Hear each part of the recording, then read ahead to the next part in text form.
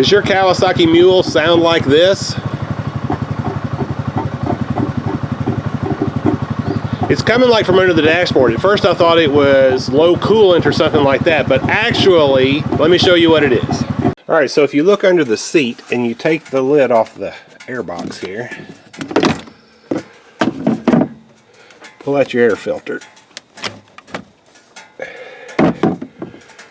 you will see oil down in there. Alright, if you come over to the passenger side and you look under the seat, you see that little bulb under there?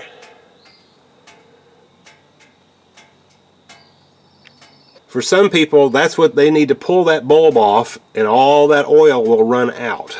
But that's not the one that's causing me trouble. Alright, so here's a better shot of the two different places. That far down deep one right there,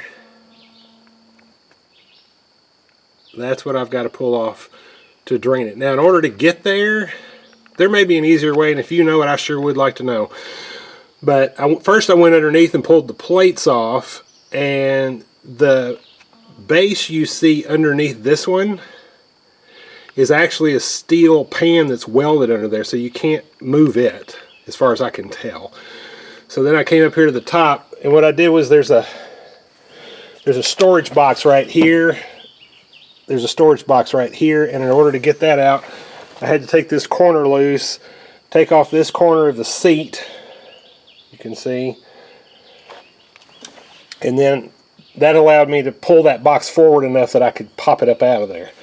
So anyway, that's how I'm going to get to it. I'm going to drain this.